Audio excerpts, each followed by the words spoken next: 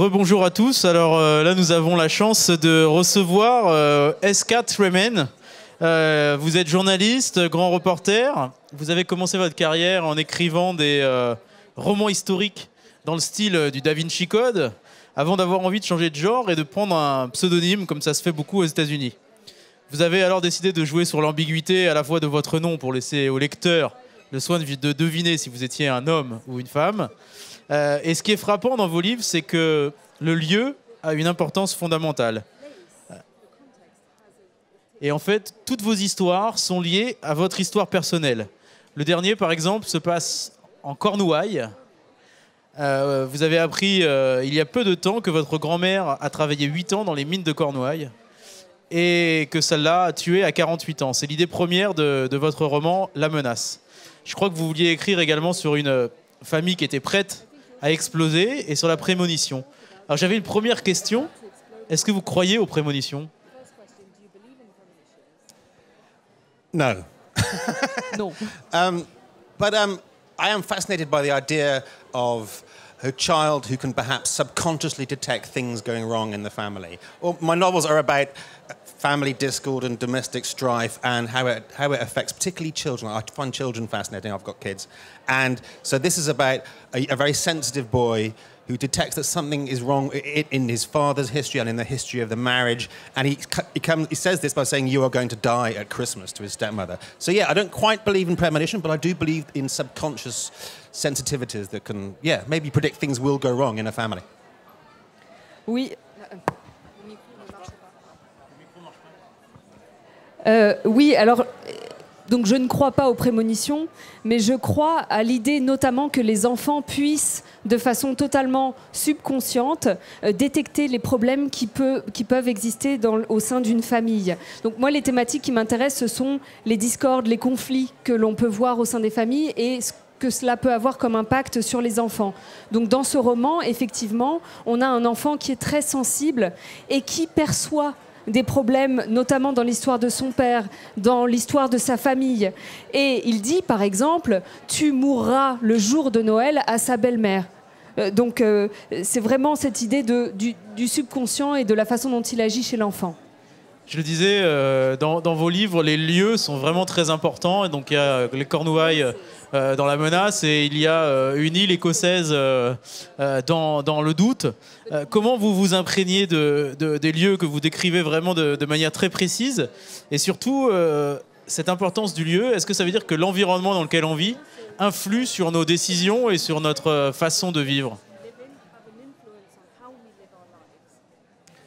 Well, I'm a travel journalist as well as a novelist, so I travel all over the world, and there are some places which just do have a unique atmosphere, and the books are quite spooky. They're quite mysterious, and they're meant to be a little bit scary. And there are certain places I visit where you just think, whoa, there's something here. And in Le Doute, it's a little island off Scotland, a little private island owned by a friend of mine. That sounds quite, posh, but it's not. It's a really brutal, small, beautiful, but very bleak place. And I've been visiting it since I was about 18.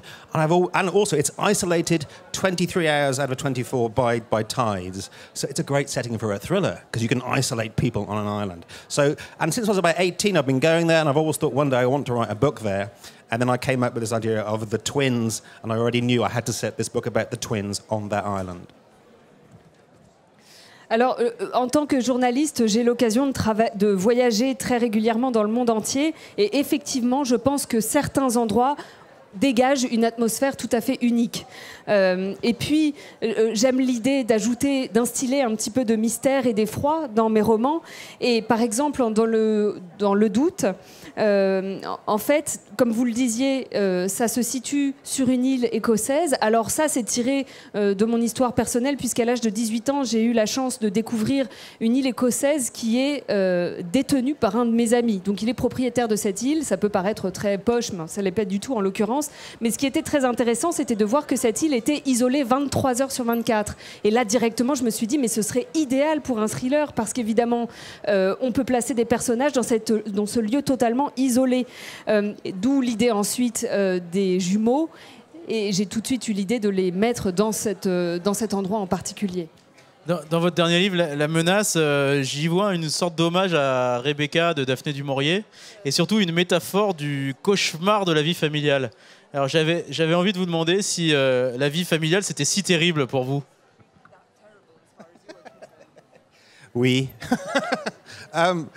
Well, there's two things I should say. And in La Menace, the child says, "You're going to die at Christmas."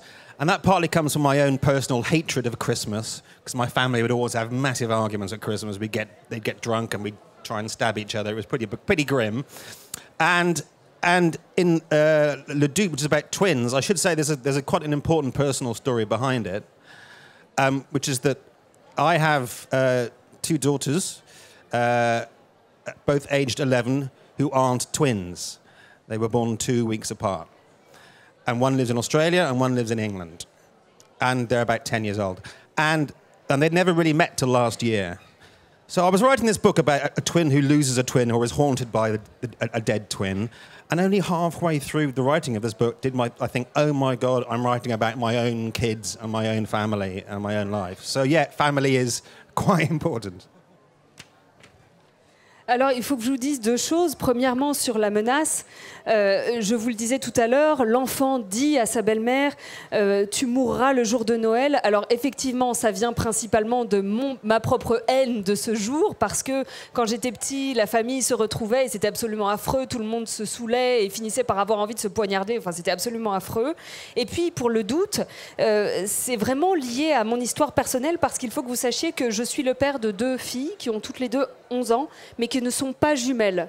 L'une habite en Australie, l'autre au Royaume-Uni.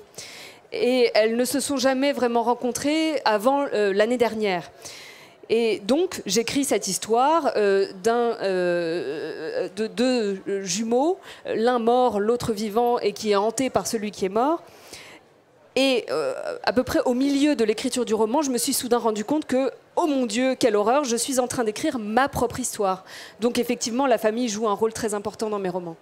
Dernière question traditionnelle de cette 9e édition de Saint-Maur en poche. Quels sont vos monstres sacrés littéraires? Quels sont les auteurs qui vous ont donné envie d'écrire et pourquoi quels sont vos monstres sacrés et pourquoi cela?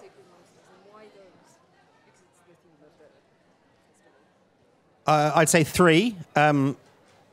People are often surprised when I say this. Jane Austen, I think, was probably the perfect novelist in English. She wrote just exquisite books with amazing characterization and beautiful prose, but they have great plots. People don't realize that Pride and Prejudice has a brilliant driving plot all the way through. It's like a thriller. You discover the true character of Darcy, and it's slowly revealed. James Joyce, just because he wrote the greatest English prose ever, and he's just, he is a sacred monster, absolutely. And finally, I read The Exorcist about 4 years ago for the first time, and it's a truly frightening book, and you can see where the power of the film comes from. Because the book itself is really scary. The character of the demon is a real living character, and you read the book, you go, oh, it's very frightening. So yeah, those 3, William Peter Blatty, James Joyce and Jane Austen. Alors, il y en a 3, et ça surprend pas mal de personnes. Alors, le premier serait Jane Austen. Pourquoi? Parce que c'est une romancière absolument parfaite de la langue anglaise, qui écrit des romans étonnants avec des personnages absolument incroyables. Mais peu de gens le savent, mais il y a une intrigue qui est absolument passionnante et qui me fait penser, moi, aux intrigues de thriller.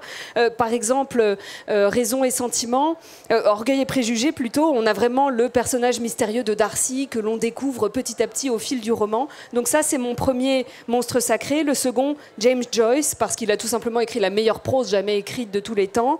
Donc ça, c'est vraiment un monstre sacré. Et puis, troisième monstre sacré, je dirais L'Exorciste, le livre que je n'ai lu qu'il y a 4 ans. Et vraiment, c'est un livre, mais tout à fait effrayant. Et vraiment, quand on lit le livre, on comprend d'où vient la puissance du film. C'est un livre vraiment terrible, avec un démon qui devient véritablement un personnage vivant. Donc voilà, ce seraient eux mes 3 monstres sacrés. Merci beaucoup, Escape Remain, d'être venu nous rencontrer à Saint-Maur. On a une chance vraiment extraordinaire de l'avoir ici. Allez le rencontrer Et surtout, lisez ces 2 livres qui sont vraiment très surprenants dans l'ambiance dans laquelle ils vous mettent. Une ambiance à la fois inquiétante et en même temps à laquelle on s'attache vraiment. Donc allez-y, vraiment, il est encore ici cet après-midi, donc allez le rencontrer sur son stand. Merci. Thank you. Thank you.